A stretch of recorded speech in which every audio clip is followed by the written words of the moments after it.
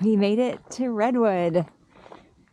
We are going to be here for 3 nights, sneaking in a little bit of work and a little bit of hiking and enjoying huge, giant trees.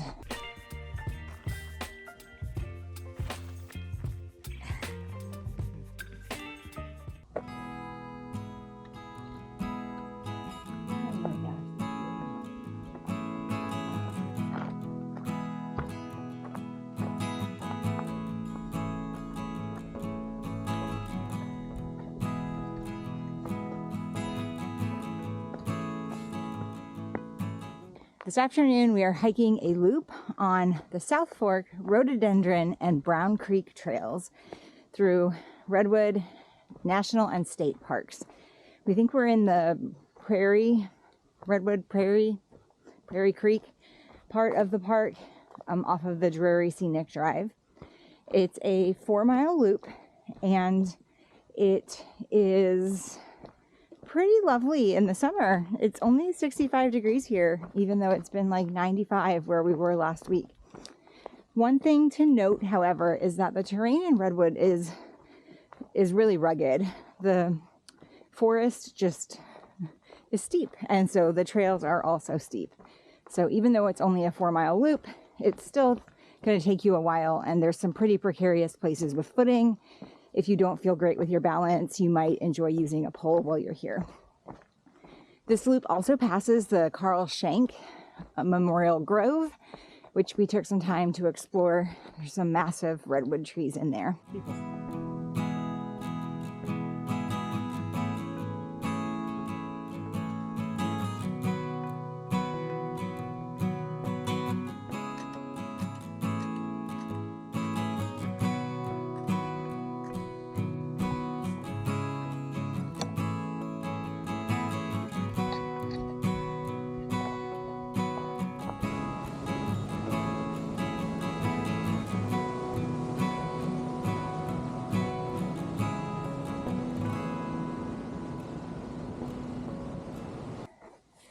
Good morning.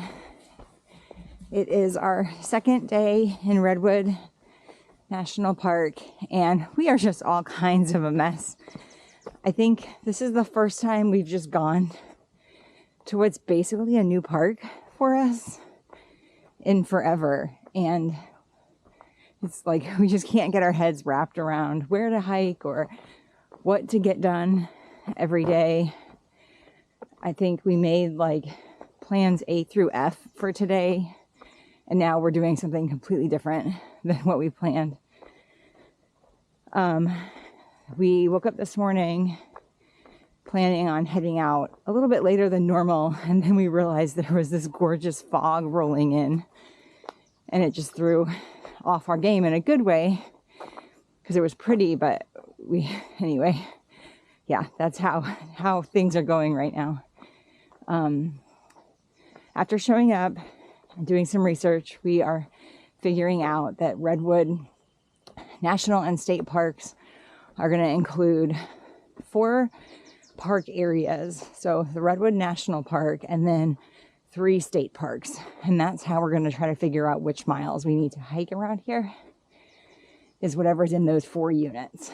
For now, we're on the Elk Prairie or the Prairie Creek State Park area, and we'll be venturing out here or there. As you can see, it's very pretty. We are on the Osingen Trail, heading from an inland scenic drive toward the coast. If the tide is down, we're going to do a little coastal walk and then head back, and then we'll see what transpires for the rest of the day.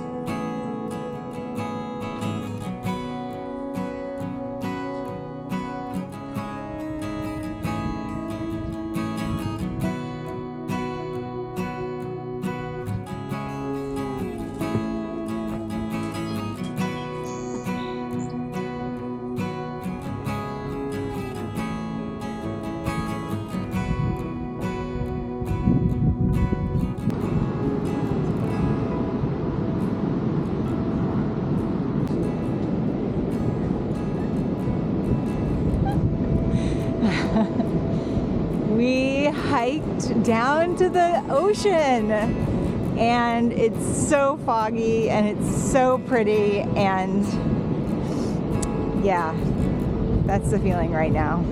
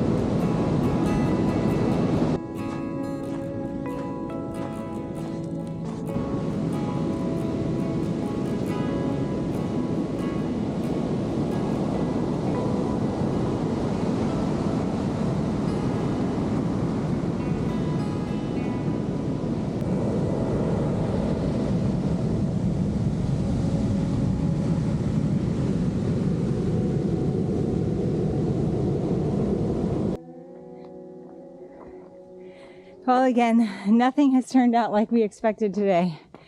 We got started hiking downhill on the Osagon Trail, and I had my eye on getting to the beach and maybe doing an out and back, and it was just amazing. The fog was lingering down there. You can see it's still here where we are now, and we just hiked a little over 2 miles along this perfect Pacific beach with sea stacks, and it was low tide, so we saw some sea stars, and just it was a pretty great way to spend the morning. And then we found another trail that we could hike up out of the beach that would meet up with a road that we could actually take back to our car. So we turned this really annoying out and back hike into a pretty amazing loop hike with just a little bit of road walking. It did take us a while to find the trail that we took out from the beach. It's just really thick and overgrown down there. So it's called the Carruthers Cove Trail. And eventually we found it marked actually with a small cairn and then this weird like driftwood constructed fence-ish thing that kind of guided you toward the trail. So once we found that,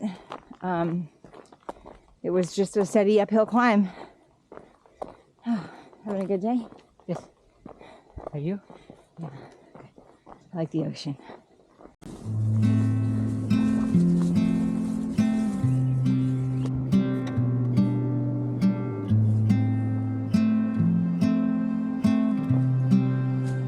All right. Not too bad. Yeah, I want it back.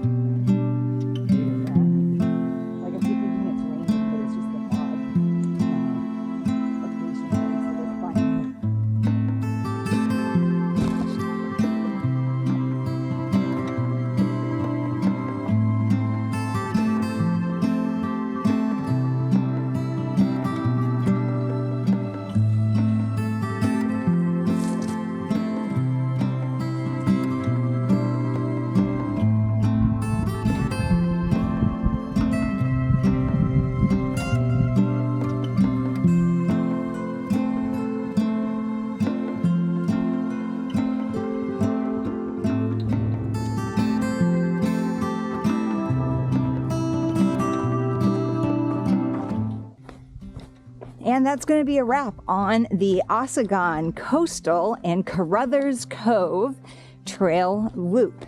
This is an 8-mile loop that you can piece together with a good bit of road walking. It's not the hike we intended to do when we set out this morning, but it was perfect. We hiked down the Osagon Trail, that was about 2 miles. And then we hiked the coastal trail from Osagon all the way to Carruthers Cove. The tide was low, so we were able to stay in firmer sand and do all of our walking along the beach instead of having to do any scrambling up through the cliffs. Carruthers Cove was a little janky, but we made it. And then we road walked the scenic drive and then the parkway.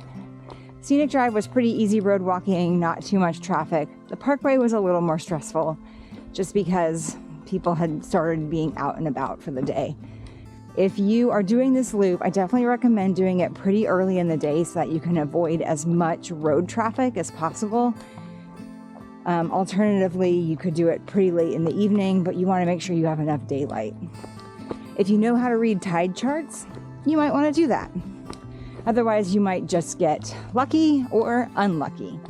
If the tide's too high, you can always turn around and hike back up Osagon.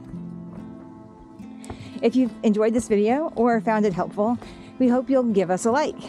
Please tell us about the hiking that you've done in Redwood National Park down in the comments below. We'd love to hear about your favorite hikes out here.